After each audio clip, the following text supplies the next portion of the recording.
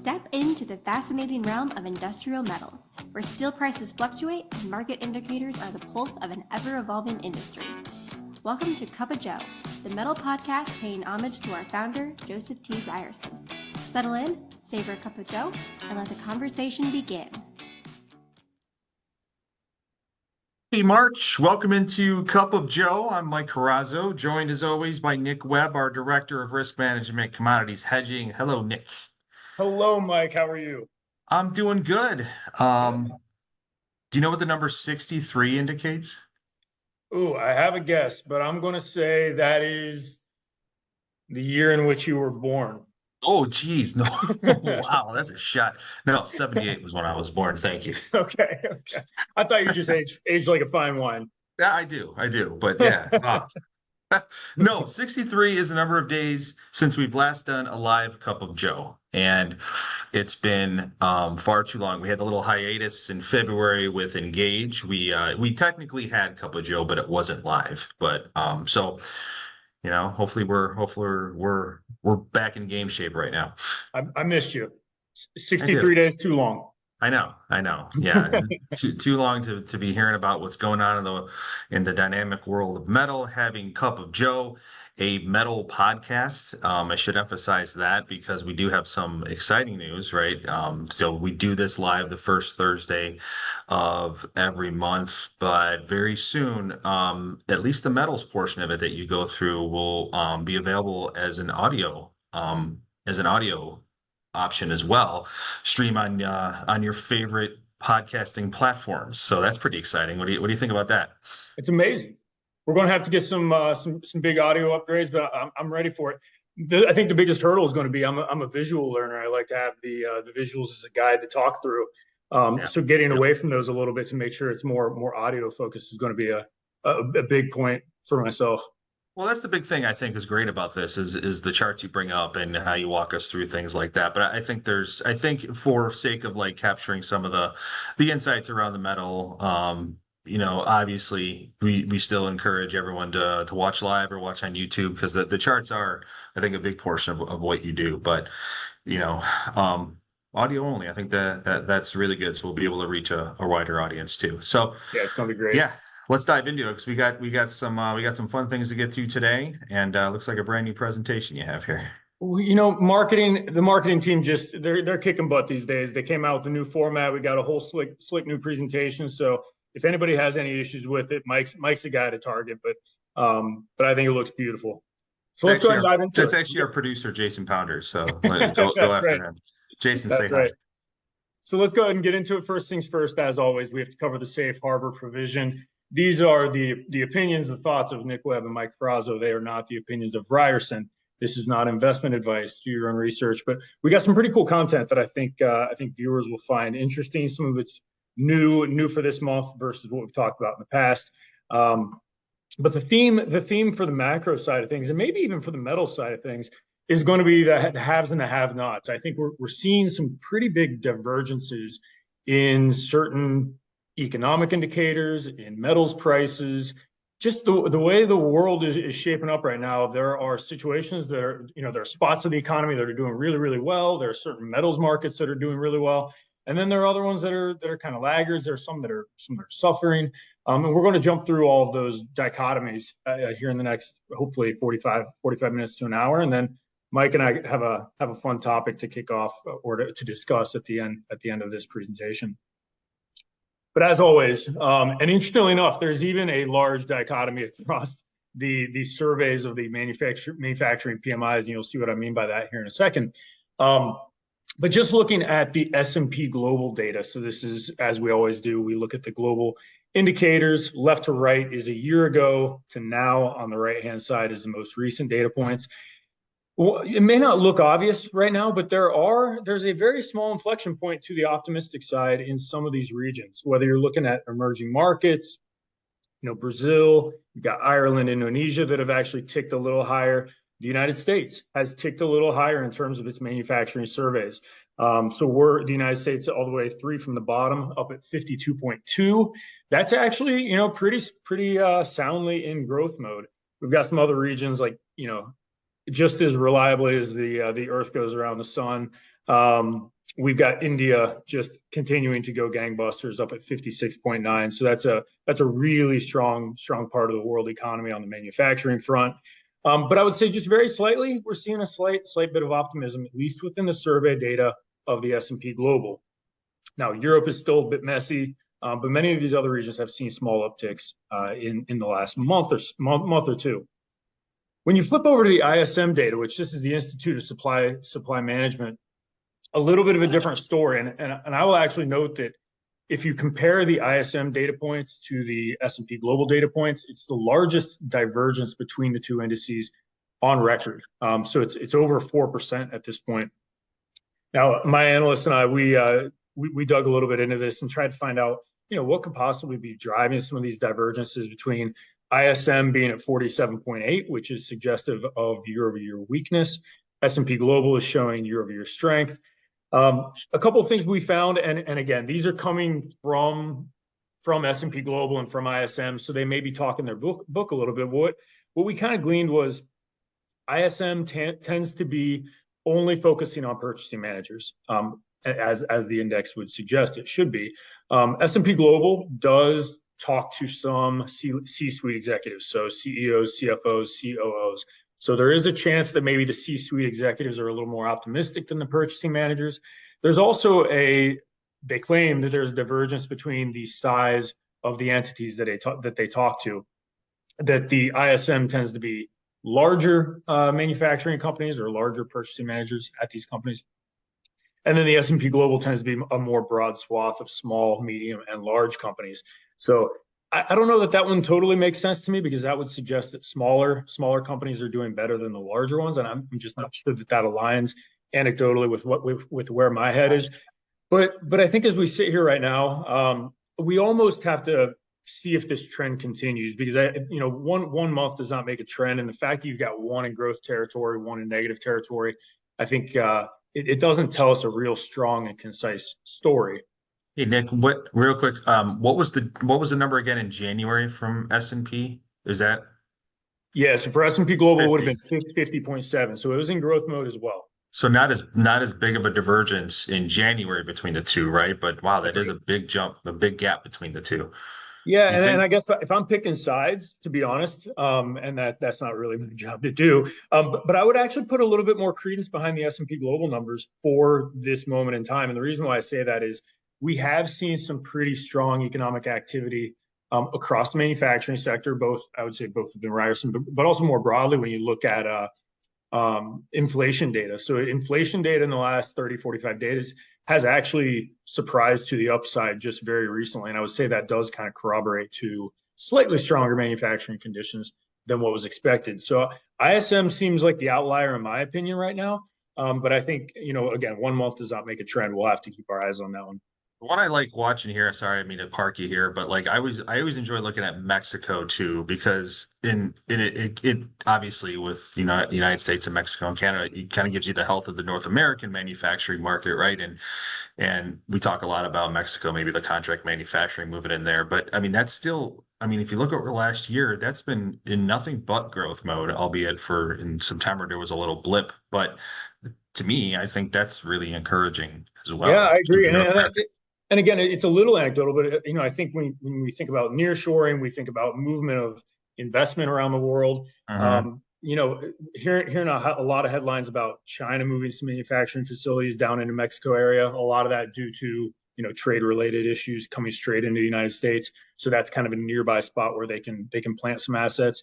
I think with the fact that Europe is so weak right now, if you're looking for a place to invest, Mexico is certainly a cheaper alternative to the United States that's still showing some pretty good growth numbers, and maybe can get tangential feed into the U.S. strong end markets.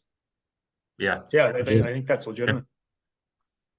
Yeah. Now, one area where we are seeing some consistency on ISM data is when we look at the ISM manufacturing survey, which is summarized on the left-hand side, and then the ISM services on the right-hand side. For the first time in a long, long time, we are seeing a consistent message on the employment side of things. Now, I'm not here to raise the alarm bell and say, the unemployment rate's about to skyrocket, but just based on these surveys, which again, it's soft data. This is surveys. This is people's opinions.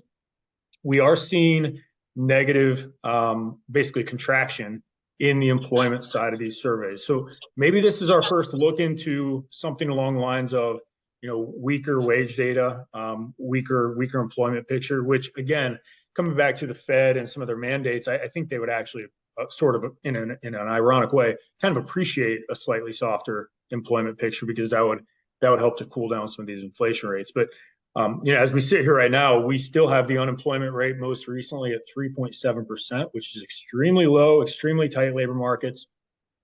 So we're not seeing it feed through there. We will just this week, we will be getting the next unemployment rate data. So we'll have to see how these surveys translate into those figures here in the coming days. Now, some of the softness on the employment side, as I mentioned, is purposeful. This is the Fed funds rate. And you're going to notice the next several charts are all going back to 2010 to current. And there's a little bit of a reason why I did that, but I wanted to have consistency through all of them because they're telling a very interesting message, in my opinion. So this is the Fed funds rate. And basically since mid-2022, we've seen the fastest rate hiking cycle that we've seen in the history of the Fed and really the history of the United States. And all of that's in an attempt to cool down inflation, cool down labor markets, bring the pace of some of these prices back down to earth a little bit. But what's interesting, and some of that has fed through to a successful story on the headline inflation numbers. This is showing CPI in white, PPI, which is the producer's price index, and then the PCE, which is personal consumption expenditures.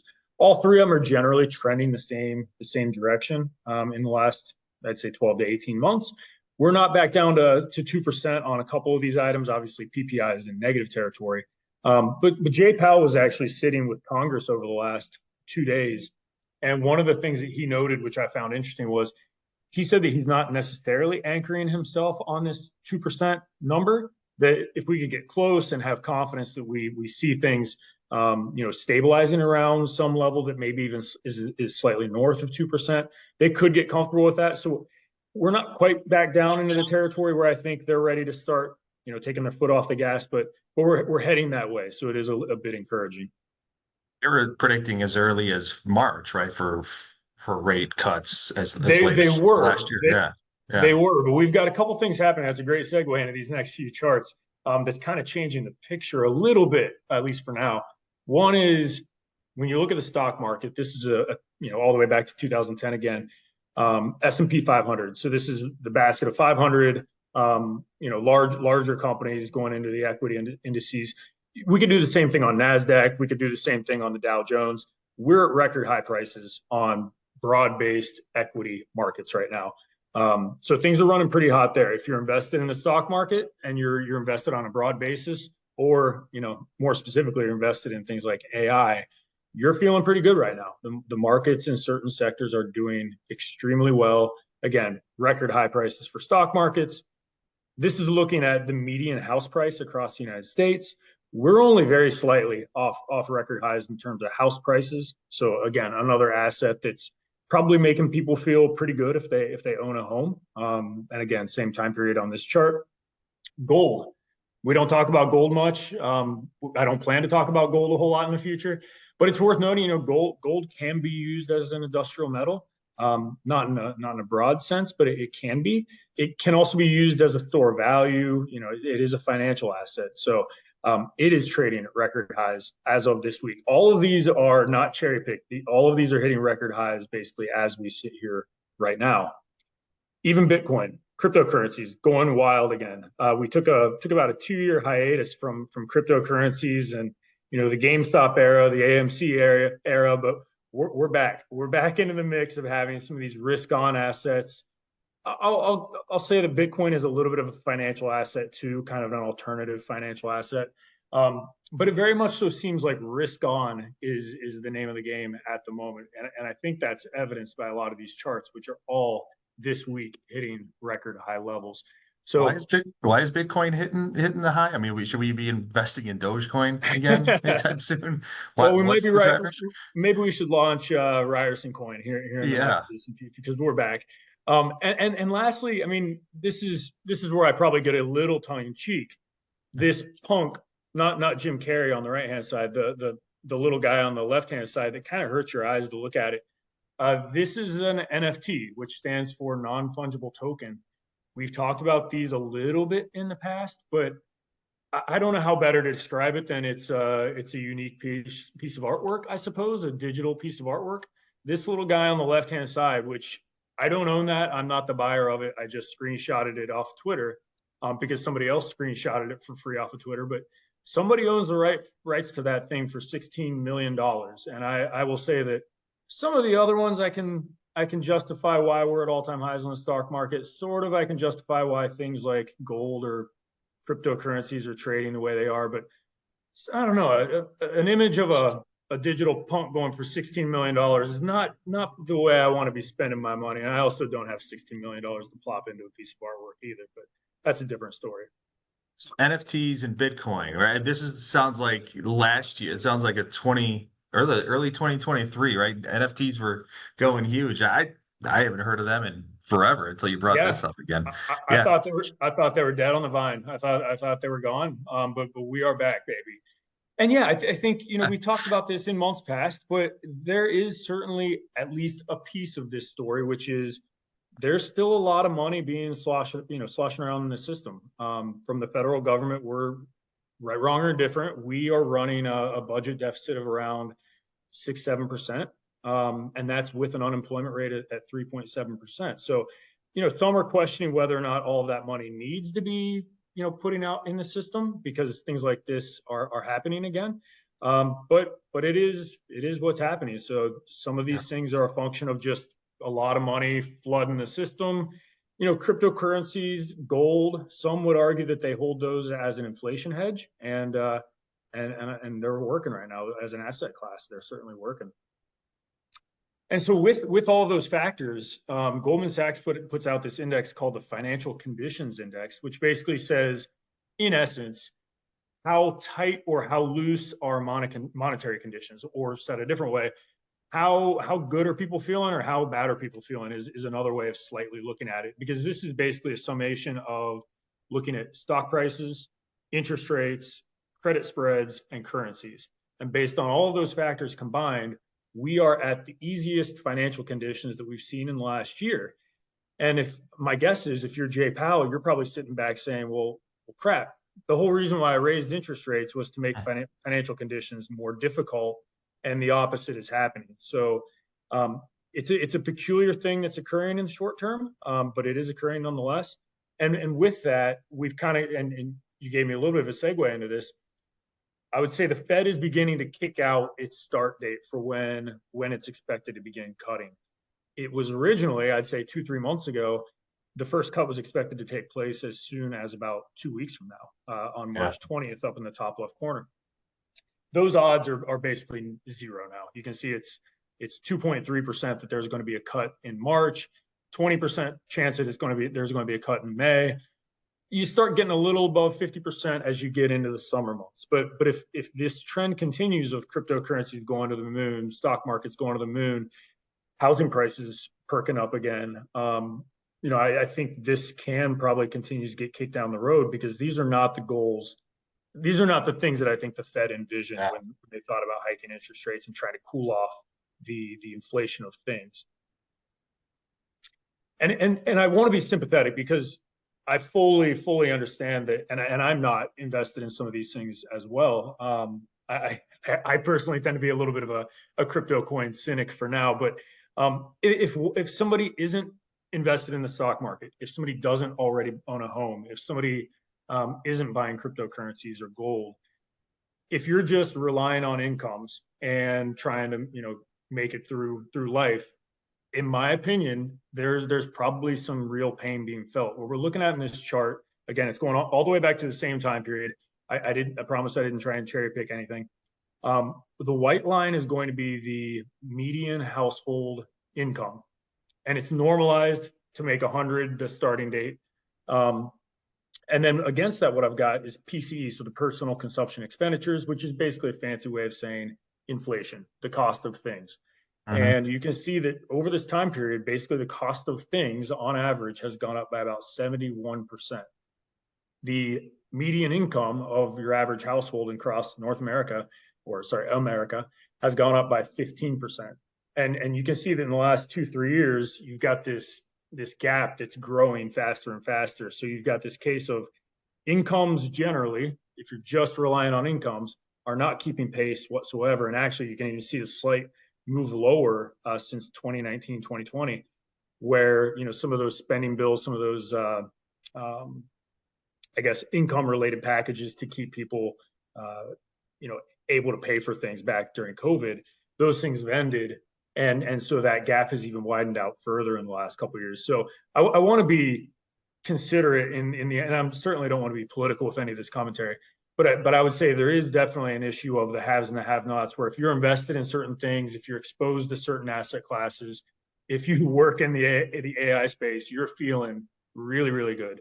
There are other people who I fully understand that not everybody's invested in these types of things. Not everybody can be invested in these types of things. And there's probably some real pain being felt because the price of stuff is not coming down at the pace that's in line with incomes.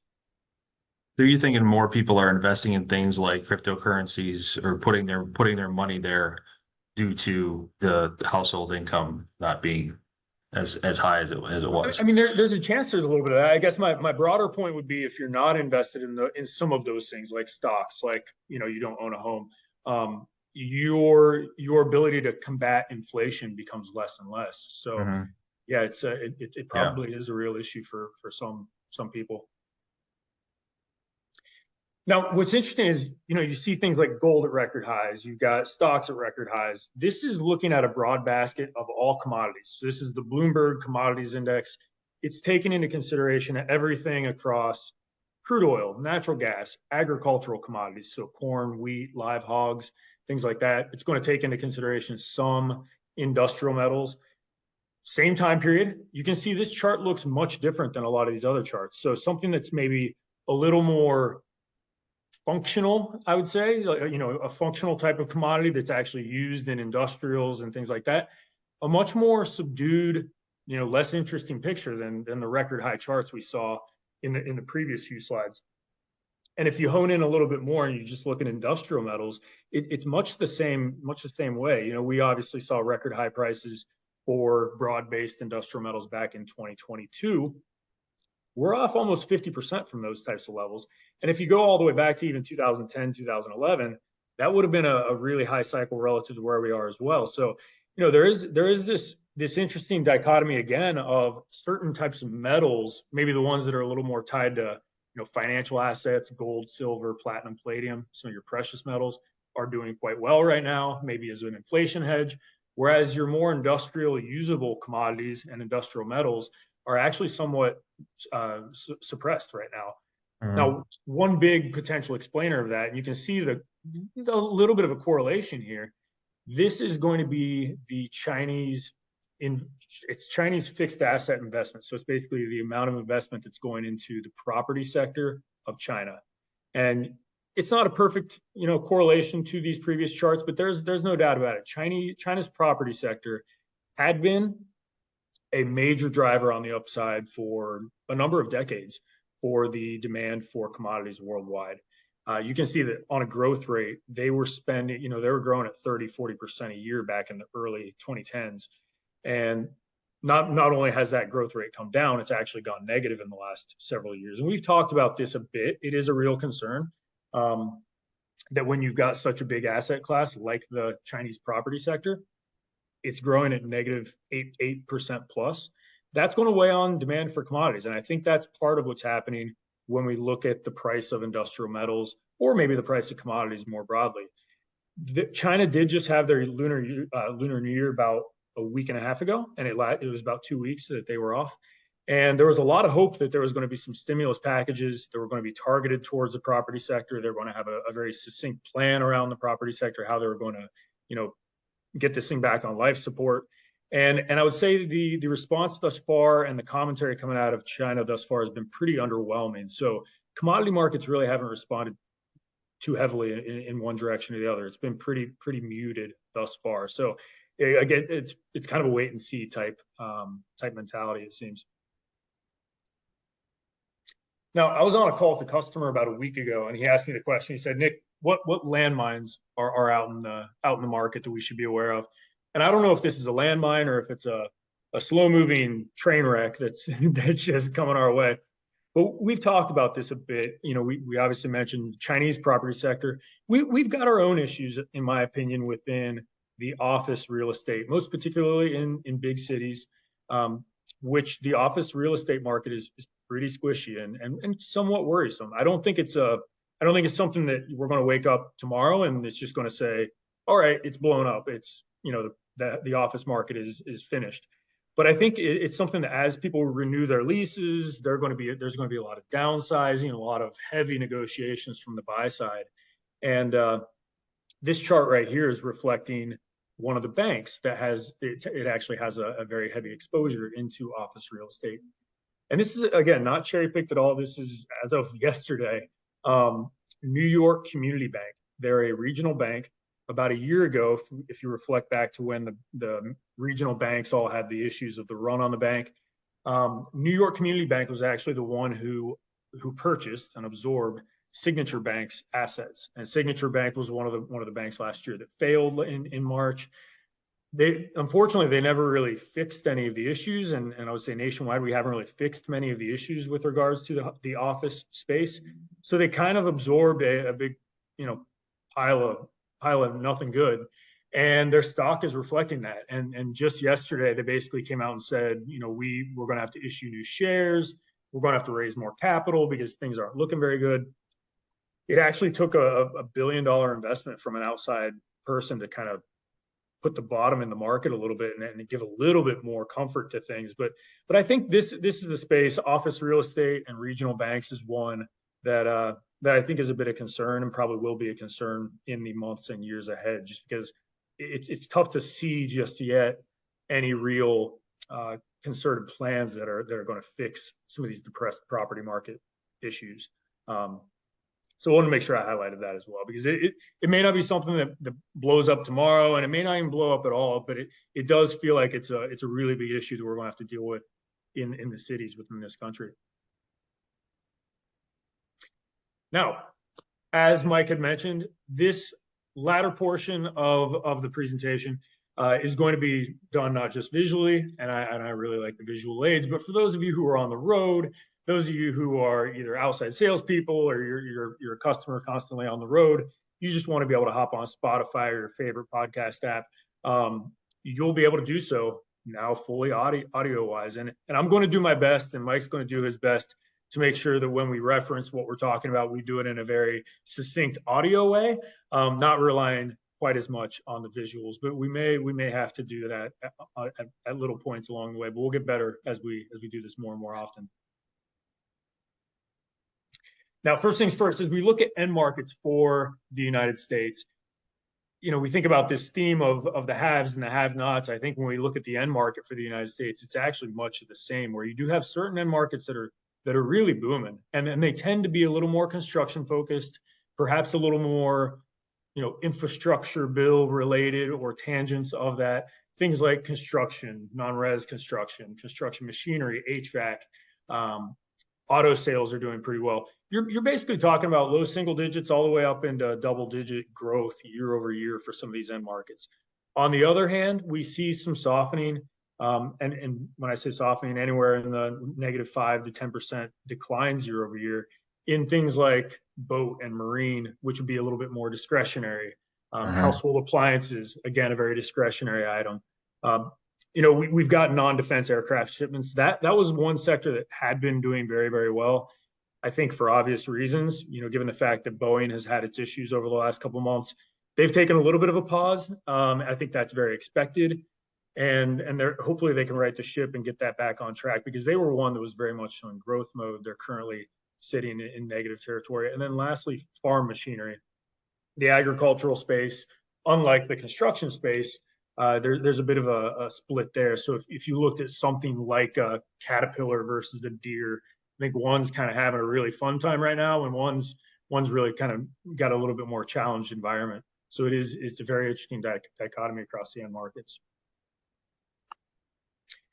Flipping over to steel. Steel is a roller coaster ride right now. It feels like we're getting into more volatile waves of prices and much quicker waves of prices. And if you've got the visuals in front of you, obviously you can see it's just been 4 massive humps and then sell-offs, and they seem to get shorter and shorter. And based on less and less fundamentals, it's just it's a real volatile world out there with carbon sheet. And right now, I would say we're still, for the most part, in the down cycle. We recently got some CRU data that put hot roll in the low 800s. I think there are a lot who are starting to question, and there are even some rumors that are beginning to fly around of potential price hike announcements. Maybe the mills try and draw a line in the sand to say how low prices ultimately get. But for now, the momentum appears to be to the downside, and it's basically been a pseudo buyer's strike for the last couple months, because many just didn't think that we should have been up as high as we got. So then they kind of turn off the buying machine, and then we come back down into a level that's a little more palatable. So yeah, it's been an interesting ride for the last few months. And when you look at the raw material sector, it's much of the same. When you look at busheling scrap, very strong correlations to what we're seeing in steel. It's going through the same sort of price swings, as is iron ore. Iron ore is going to be much more linked to the Chinese market, but all these markets kind of touch one another, and they all have tangential relationships to one another, and so they're all kind of moving in similar directions.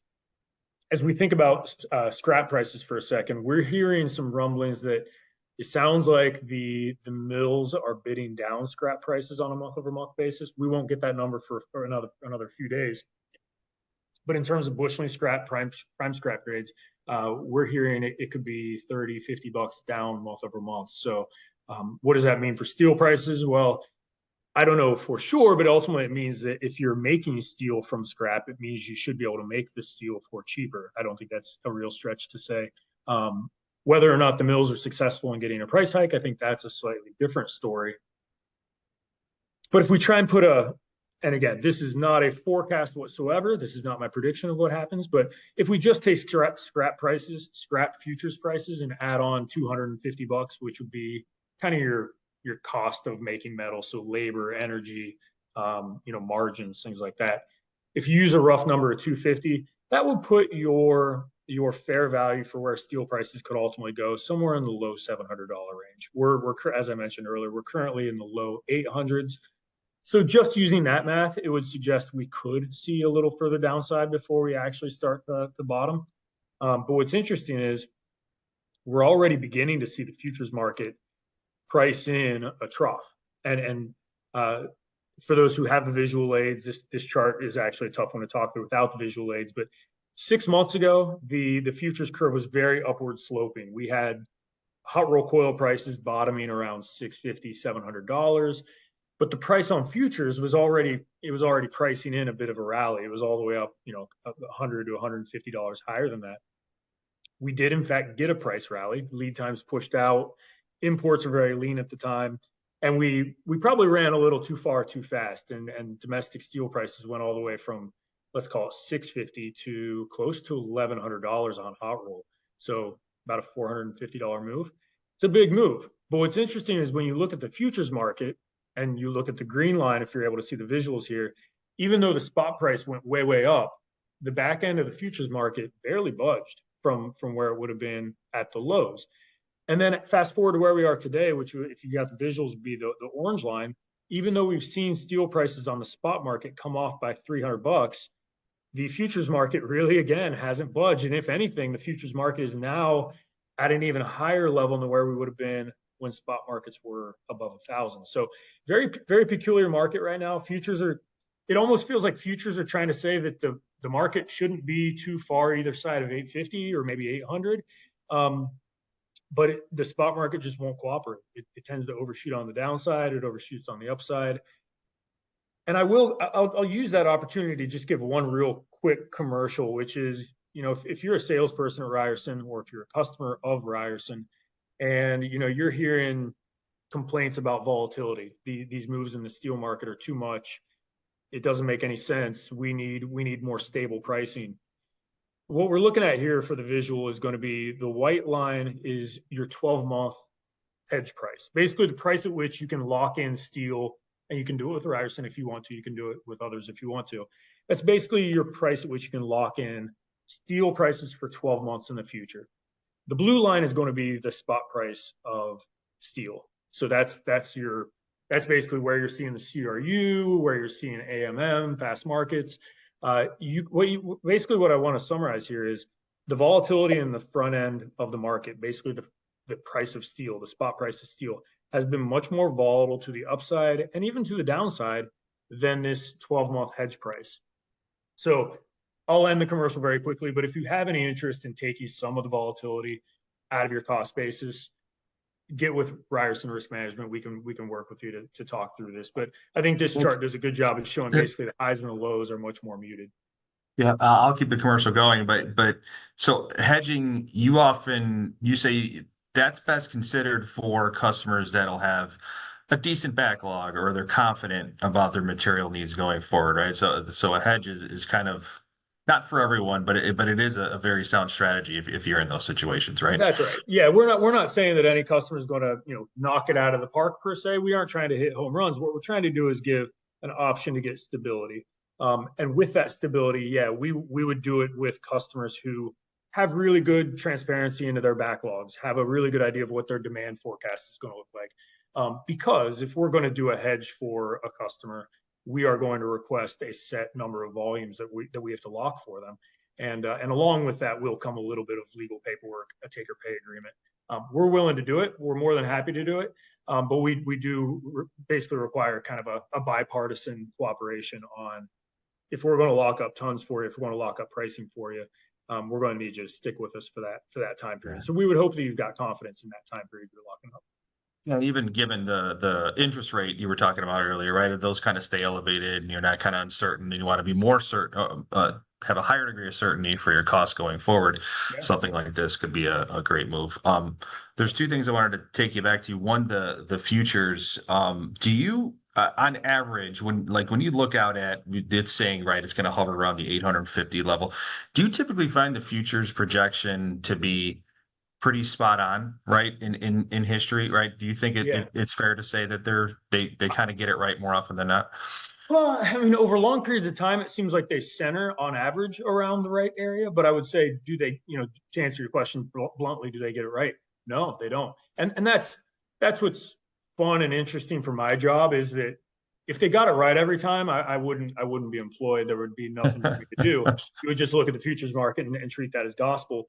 But I think even this chart itself that we're looking at right now, for those who have the visual, I mean, you look at the blue line of where futures were forecasted 6 months ago, it overshot those levels by $300. So directionally, it kind of told you where it was going to go, but it far understated how far prices were ultimately going to go as we rolled through into, I'd say, January, February. And then, similarly on the downside, there for the last couple of months, there has been a backwardation or downward sloping futures curve. And I would say we've overshot that already to the downside in the spot market. So the good news is, for my job, is that no, it's not typically accurate. The bad news for anybody trying to make sense of what's going to happen 2 weeks from now in the steel market, good luck. But again, coming back to the slight commercial, I don't want to beat a dead horse. The idea of the futures market for our business, for our customers, is not to say, is it right, is it wrong? It's to say, does this number that the futures market allows me to lock into, does that allow me as a business to make money successfully over a 6-month or 12-month time period? And if it does, and it's at a level where you're comfortable with it right now, given how you view the world, we think it can be a good tool for the marketplace. Yeah. And the other point, forgive me if you have a point coming up about this, but with the price of hot roll coming down, that narrows the gap between that and plate prices, correct? Right? It's now by around $450 or so. I mean, we saw it was like $700-800. And why is that important when you kind of close that gap between the price of hot roll and the price of plate? Well, I don't know if I'd say important or not important. I think I will agree with you. We are seeing a slight convergence of trends between sheet prices and plate prices. I think we even talked about that on Engage about a month ago. Yep. But yeah, I mean, plate prices were stubbornly high and just would not move. and they kind of were in their own la la land for a bit, and maybe rightfully so. There were certain end markets that I think were really booming over the last 12 to 18 months. It does feel like some of those factors are unwinding a little bit, so we can get back to a bit more normalcy where there's a better correlation between sheet markets and plate markets. One thing I will note, and I don't have a slide on this, but we are seeing a little bit of a widening trend, and maybe not even a little bit, maybe a lot bit widening trend between hot roll prices and cold roll prices. It feels like right now every mill's trying to get rid of, and maybe every service center is trying to get rid of hot roll. So there's a much faster move to the downside in hot roll prices right now. Cold roll prices and galv prices are coming down, but right now the spread between hot roll and cold roll as of this week is almost $400, which, you know, historical averages would probably put you closer to 150, maybe 175. Oh, wow. And yeah, so it's much wider there. So you know, you mentioned some of these divergences. If you're in the cold rolled and galv market, you're probably feeling a whole lot less pain than if you're just focusing on the hot roll space. Yeah. Good stuff. Now, where we're not seeing a ton of volatility is the aluminum market. I won't spend a ton of time on this just because there is so little to really reference here. But you can see basically for the last year and a half, 2 years, we've been in a very tight band. We seem to keep bottoming right around the mid 90-cent range for aluminum ingot. This is the LME aluminum ingot price. And I drew in a couple of these lines to basically just show, as we progress through time, it feels like the bands are getting even tighter and tighter and tighter, that it's essentially 95 cents to $1.05, and there's no news either direction that's really going to break us out of that. That will change at some point. There could get we could hit a point where, you know, there's this phrase out in the market where they say the cure for low prices is low prices. If you get low prices for long enough, there could be a point in time where certain smelters say, we don't want to stay in this business right now. We're going to shut down operations. And when those sorts of things happen, you take some supply out of the marketplace, you better balance supply demand conditions, and then prices can improve a little bit. But for now, it's a wildly boring, just kind of choppy sideways market for now.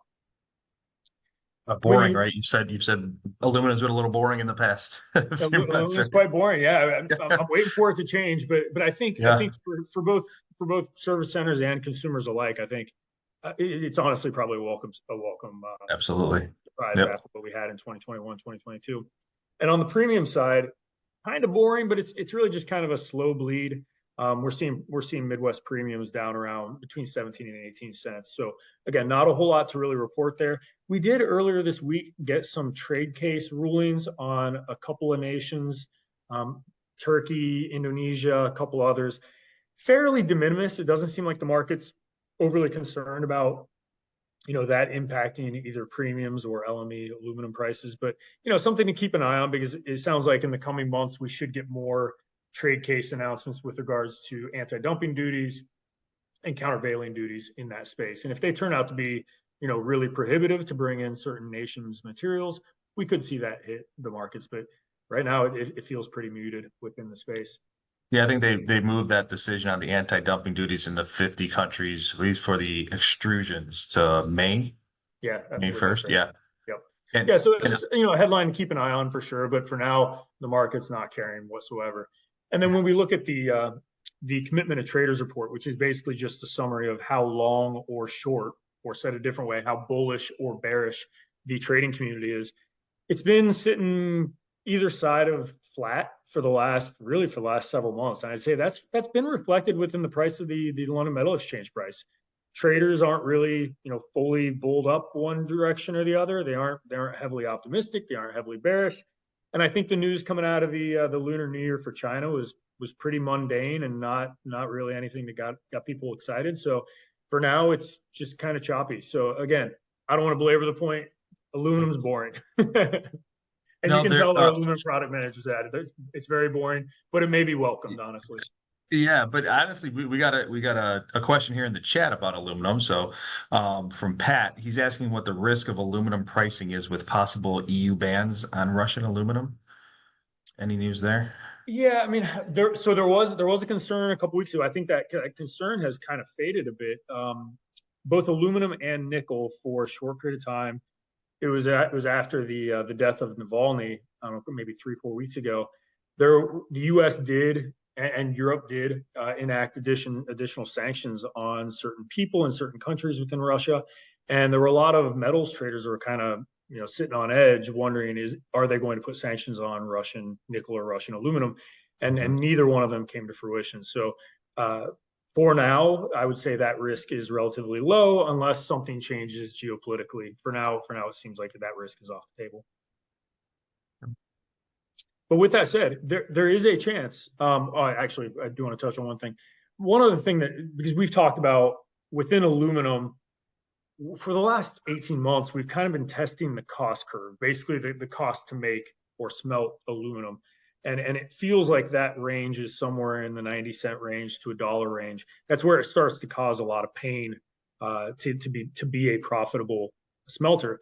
One thing that's helped the smelters out a little bit is the fact that, whether it's due to global warming or whether it's due to just rampant overproduction of fossil fuels, we've got a lot of natural gas out in the world right now, particularly in the United States. We're producing large sums of natural gas. Weather's a bit warmer, don't need to heat your home as much. The price of natural gas has come off like 80% from the highs we saw back in 2022. Aluminum tends to be a very energy intensive product, so lower aluminum prices, all things being equal, allows for aluminum prices to be a little lower and allows for smelters to be a little more profitable because they can procure their power a little cheaper. A warm winter across the board. I mean, I'm sure that has an impact too. Yeah, absolutely. Yeah. Yeah. Now flipping over to the stainless side of things, we've got a little bit of excitement, not massive. I mean, if you've got the visuals, this is a 5-year chart of LME nickel. That's one of the biggest drivers going into stainless steel prices. We've talked a lot about the fact that it feels like the market is very, very well supplied. Indonesia continues to ramp up production. It feels like Indonesia is trying to become basically the OPEC of nickel in the coming months and coming years. And so they're becoming a very dominant player within the nickel space, both on the class 1 side as well as the class 2 side. Class 1 being refined, class 2 being a kind of a secondary type grade of nickel. But we have seen just in the last couple of weeks the price of nickel move higher fairly rapidly from about $7 a pound up to about $8 a pound. When you look at the historical context, it barely moves the needle whatsoever. But when you think about the price of stainless steel, it's likely going to feed through to surcharges a little bit higher month over month. So for April, beginning in April, you may see surcharges move up by 4 to 5 cents on certain grades. Not massive and certainly lower than where we would have been 6, 12, 18 months ago. But it's a little bit of a change of pace because, me personally, I don't think a ton has changed with regards to the supply demand dynamics. But with that Navalny news and the fear of sanctions, I think that kind of kicked it off, that there was a concern that nickel was going to be sanctioned by the US and by Europe. That kind of started to cause people who were short the market to cover their shorts, which can cause a rally. And then there were a couple headlines that basically said, there are a few miners worldwide who are beginning to have some profitability issues. They're having to contemplate whether or not they want to raise more capital and fight the good fight, or if they want to shut in production. They haven't actually shut in yet, but they're just the talk of it, the rhetoric of it can cause prices to sort of turn a little bit. And then it sounds like within Indonesia, their permitting process for getting a new mine up and running sounds like it's a very bureaucratic, slow-moving process. It's causing some real headaches on the production side. I think it's going to get there. It's just a little slower than what was previously forecasted by bank analysts. So that's fed through a little bit more incremental bullishness. Now, there are some things happen on the demand side too. And Mike, I know you wanted to talk about this, but maybe 2 weeks ago, there was a big headline on the demand side of the nickel world, which is Apple just scrapped a 10-year project to bring an electric vehicle online. I think their expectation was they were going to launch that in 2026. They've been working on this since 2014. They spent $1 billion a year at least as a company, and they said we're not going to do it anymore. We're going to take 2,000 people who are working on it, and we're going to repurpose them into artificial intelligence projects. Yeah. So I don't know if that's just a short-term change in sentiment of EVs no longer cool, AI is the new in, but that's a lot of money to spend to be popular. Yeah, that's a lot of money to Okay, so you said $1 billion a year, right? They've been talking about it since 2014 in my math, right? I mean, that's just a lot of money. But like, uh, but they got to see something in the market that just doesn't look right to them, or couldn't partner with the right company, or because it was going to Yeah, be a fully autonomous vehicle, from what I remember. that's And right. I mean, maybe that's just not the way to go. And you're right, like you mentioned it before, like if you're an AI, that's probably where the big money is now, and or the big moves are. So maybe that's the move they're making. Yeah, and I mean, I think for an Apple, this is just me spitballing, but I think for an Apple to pivot from something like an EV autonomous car into AI, for an Apple, that kind of makes natural sense. Yeah. Or if a Ford or a GM were to scrap an EV plan and then go into AI, I think that would be a little bit more of a head scratcher because it doesn't really feel like their core competency.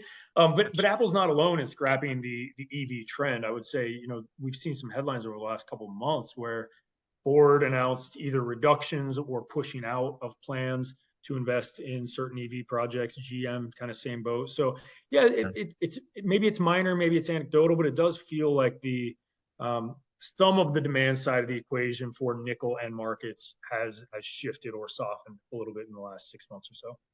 Well, I saw a great joke online that Apple scrapped the car because it realized it needed Windows, and I'll just leave it there. Unbelievable. Dad jokes. I'm getting an Love applause here from our producer. it. And everybody has signed off of Cup of Joe. Looking at the commitment of traders report, I think this is one of the factors that potentially fed into the price rally that we've seen over the last couple of weeks, which is many traders for the last 12, 18 months have been fairly consistently short and getting shorter, mainly on the premise that a lot of new supply has been and is coming online, mostly out of Indonesia. When some of these things came out about, the potential sanctions on nickel, the bureaucratic red tape of getting mines set up in Indonesia, and then some of these mines having profitability issues, I think some of these people who were short just said, I've made enough money, price has gone lower enough, I'm going to trade out of my positions. That doesn't change anything fundamentally really for me, but it can move prices in the short term, and I think that's a little bit of what happened in the last 30 to 45 days. Nice. But yeah, when you think about the fundamentals on the left-hand side, if you've got the visuals, this is the LME nickel inventories, and you can see just since the LME has launched their fast tracking program of getting more miners set up as a class 1 nickel brand to put their material on the exchange, many have done so, and we've seen inventories maybe not blow up, but certainly move into a more robust, a less worrisome state. And then over on the right-hand side, I'll speak to this, but Indonesia, for the first time ever, is applying to become an accepted brand on the London Metal Exchange. It's not a big miner. It's about 50,000 pounds, 50,000 tons that they produce annually. But I think it's more of a signal that Indonesia is really looking to become a more and more major player and a greater and greater influence on the global price of nickel. It was interesting, maybe a week ago or so, the person in charge of the whole initiative around nickel and nickel smelting within the country of Indonesia, he came out and basically said, in many more words, he basically said he doesn't think the price of nickel needs to go any higher than $18,000 a metric ton, and they're going to see to it that the market remains supplied well enough that doesn't happen. And his concern on the upside is he doesn't want, and maybe rightfully so, he doesn't want nickel prices to go so high that electric vehicle manufacturers try and find other products to put in their batteries. If the price of nickel goes back into a short squeeze mode, there might be EV makers who say, we need to find something besides nickel to put in these batteries because we can't handle this volatility. So I think Indonesia as a nation is trying to get out in front of that to say we are going to bring, more control, more price certainty, maybe a tighter band on prices as we roll through time. And then on the other side, he kind of put a collar around prices. He said he doesn't think that the price over an extended period of time really needs to go far below, I believe it was $15,000 a metric ton, which is right around $6.50 a pound. So we'll see whether or not Indonesia is that powerful that they can control the world prices of nickel, which in turn would impact the prices of stainless. but pretty interesting rhetoric and pretty direct rhetoric coming out of that country and its leadership. Interesting. With that, we're all set on the metal side of things, but Yeah. Yeah. And so great as always, great wrap up on everything that's going on with the metals and the macroeconomic world. We thought we'd end the show today with something a little different. So for listeners of the watchers of the show for these years, you've realized Nick's the commodity expert. I'm the everyday guy trying to make sense of it all, right? And he's got me to be kind of a commodities nerd over the past few years. So like I'll generally send him topics, right, and say like, hey, what do you think of this or what do you think of that? They're always kind of a little bit out of bounds, right? A little bit out of the realm of what we typically talk about. So Nick and I were talking the other day, well, why don't we tackle one of these topics kind of in general? And the one that caught our attention was back in October, but it's in the news lately now, is that the U.S. Department of Defense is planning a program where they want to estimate prices, basically a commodities model using AI. And I think that's really interesting. Now, it seems like it's only for like critical metals, and it probably, I don't know if it would compete with an LME or anything like that, but I think that's a really fair topic to talk about. And what they cite is they said there's an article from Reuters, so it's going to be led by the Defense of Advanced Research Projects, and it wants to enhance market transparency in the face of challenges, particularly in rare earths pricing. They noted throughout the article how there's been opaque pricing. They even mentioned like the crash in the LME, the short squeeze, I should say. So yeah. let's start there. Why are they getting involved in like what do you see for this? Why are they getting involved with this?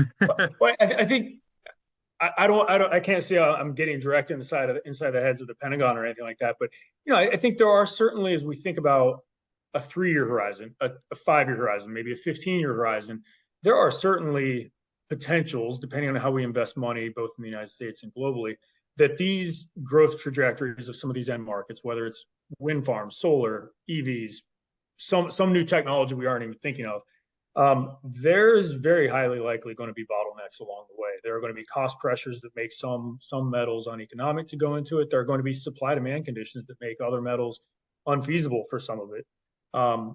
It's going to be a really difficult forecasting journey along the way. There are probably going to be some bumps along the way.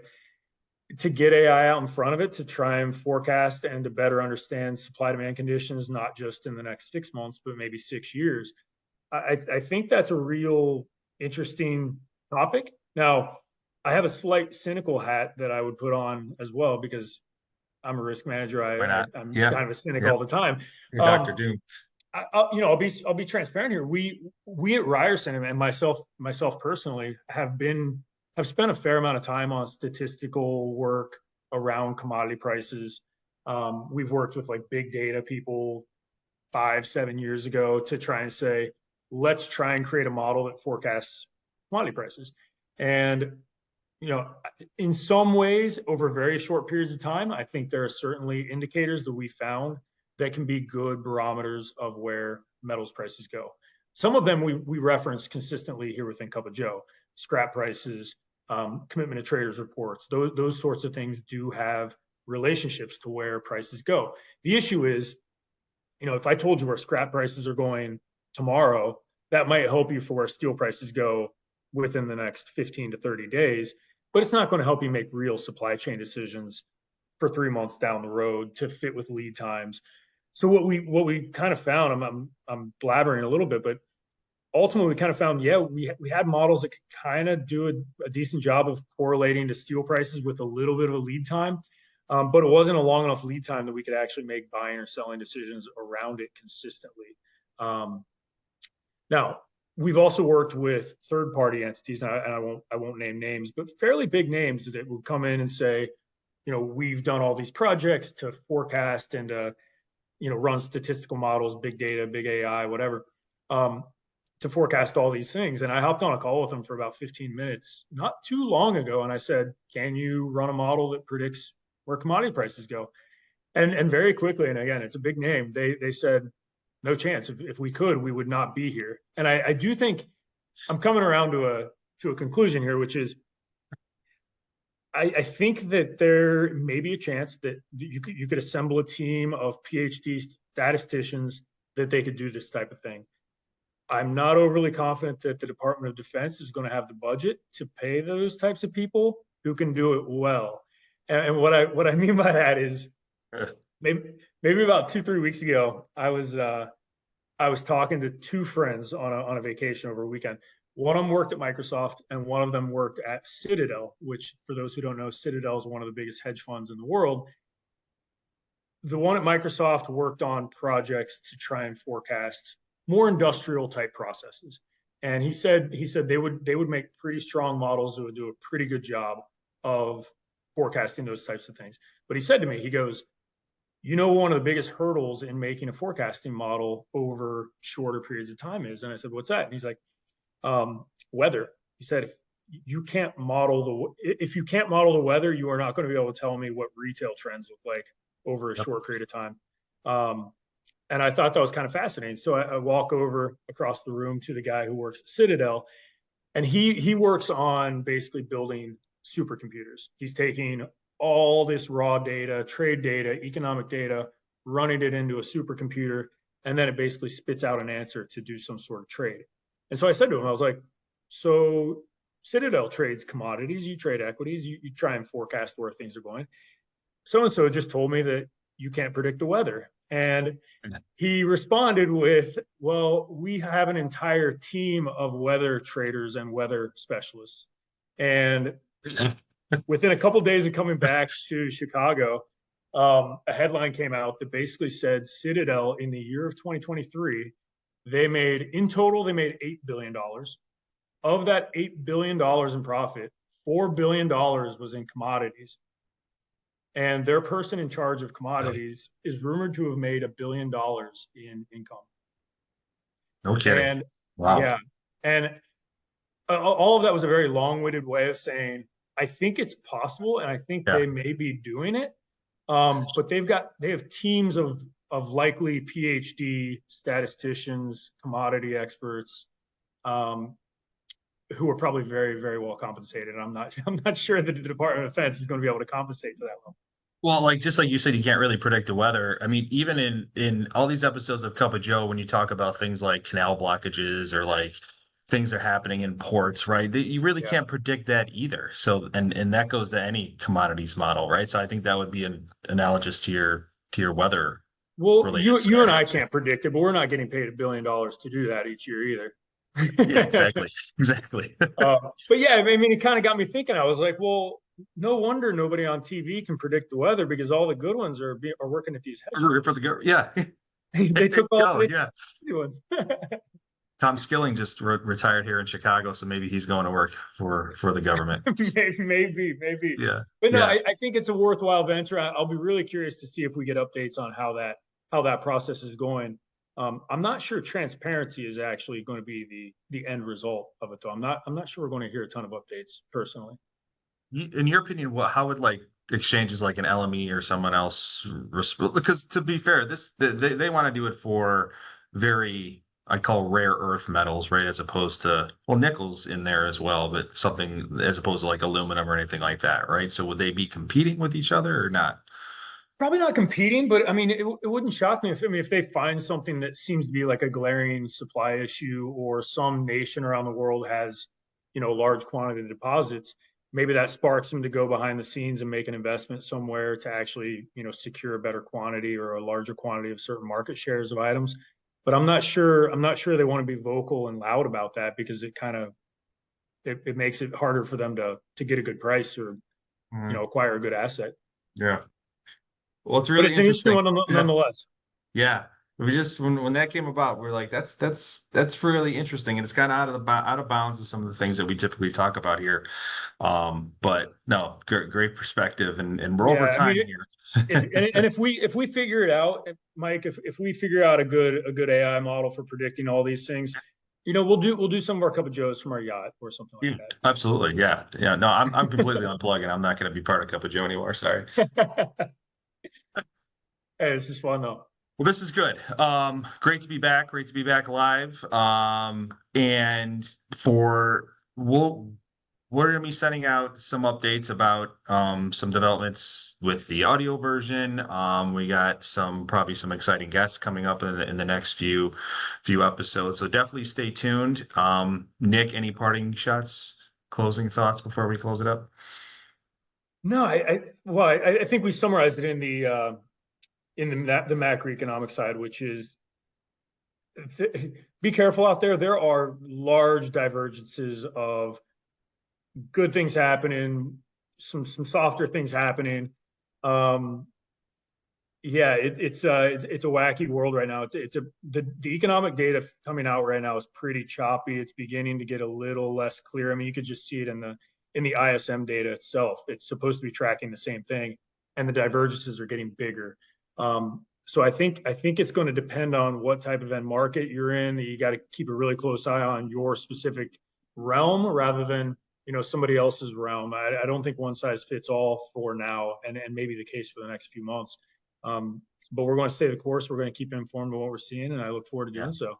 Yeah, and as a parting thought here, we got someone in the chat asking for a Taylor Swift update from Mr. Lehner, from Eddie Lehner. So that's a reference to Eddie's Oh man, topic on Engage. So we'll touch base with Eddie and see if we've got an Eras update tour for you.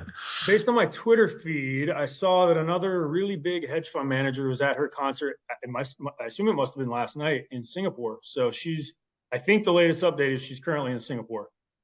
All right. Sounds good. Hey, all right, everyone. We'll see you next month.